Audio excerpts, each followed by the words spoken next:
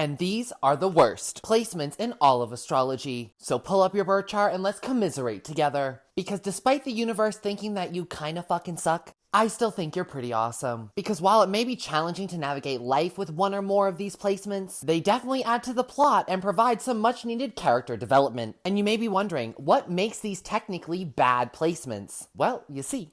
Just like I discussed in yesterday's video of the best Zodiac placements, feel free to go check it out and follow if you haven't already. It primarily comes down to two things. Dignity, which represents planetary strength, or in this case a lack thereof, and sect, which is basically do the vibes vibe. In this case, not so much, which traditionally manifests as someone having to work 10 times harder to get the themes and priorities of that planet in order, which actually tends to have a net positive effect in the long run. Up first, Sun in Aquarius. The Sun is about the self. Aquarius is about everything else. Those with this placement oftentimes never know who the fuck or what the fuck they are. And that's that. Kind of what I like about them. But the Sun himself does not. Moon in Capricorn. Have you ever met a Capricorn who freely and openly constantly talks about their feelings? You very likely have not. And that's the Moon's major beef. Being the object of emotions. But Moon, have you ever considered that maybe you're doing too much? Maybe Capricorn has a point. Mercury in either Sagittarius or Pisces, as it's that quirky girly that doesn't prefer the daytime or nighttime. So the only thing it hates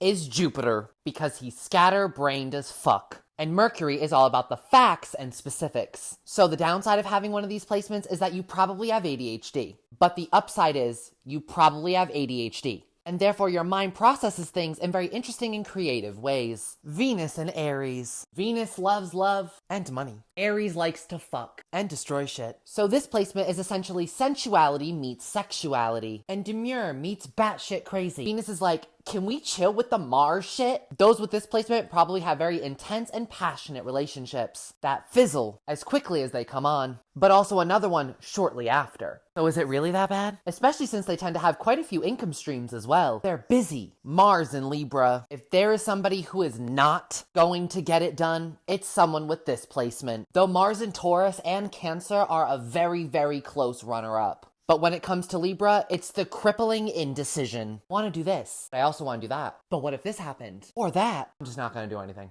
Find a sugar daddy. Jupiter in Virgo. Mercury hates Jupiter, and Jupiter hates Mercury. But Jupiter kinda likes Gemini, as it's quite a bit more open-minded. Virgo's anxiety and need for control, however, drives Jupiter insane. So those with this placement tend to stunt their own growth potential, oftentimes through self-doubt. Stop holding yourself to such an unreasonably high standard. And last but certainly not least, Saturn in Cancer. Boundaries? What are those? Set some.